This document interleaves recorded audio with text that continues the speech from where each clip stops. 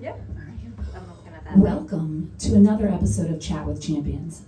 These are two champions that we have right here at Allen Freer. We have Mrs. Merkel and Mrs. Lamont, and today we're going to be talking about how we engage families and keep everyone informed. Mrs. Lamont, could you talk to us about ways that we keep our families informed here at AFE about the events and the things we're doing?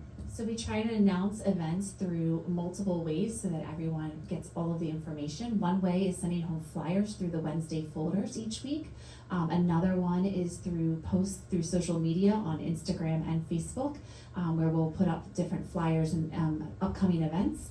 And the third one is just Ms. Lavender sends out a global every week with the newsletter of events happening at Freer, and we try and make sure all of those are on there so parents can see what's happening and what's upcoming events.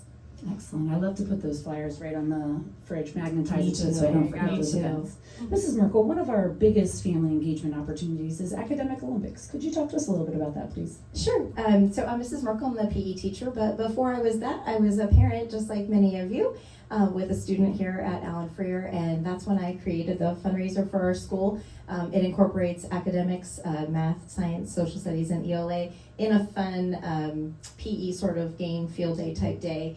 We have Postal Wake Middle School students who come and help run all of the game stations. We have Fight for Orchards and other community organizations that help us out with snacks and fun things for the kids to do. And it's a fundraiser that 100% of the proceeds stay right here at our school for use for every kid having a book at the book fair and different field trips and other academic events and so forth that we hold at school. And so far, it's averaged about $40,000 a year since we've started. This was our 13th year this year, so it has done well. That is awesome. Congratulations, and thank you so much for setting this up. Of course. If we were to poll some of our students, this would definitely be a top day. Maybe tied in there with field day as well. Yeah. So it's definitely a favorite by our students.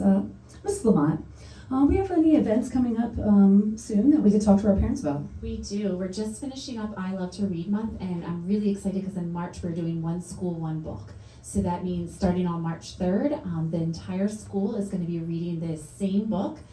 Every night we're going to read the book of The One and Only Ivan, which is one of my favorites. I love it. So on March 3rd, each kid will go home with the book, The One and Only Ivan, along with some information.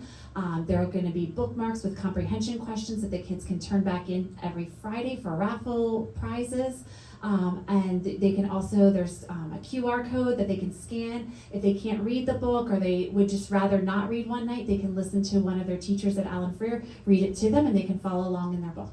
So Excellent. it'll be a fun month with lots of activities about Ivan and his friends. Definitely will be. I'm very much looking forward to it. Ladies, thank you so much for joining us with Chat with Champions today. We appreciate you. Stay tuned for our next episode.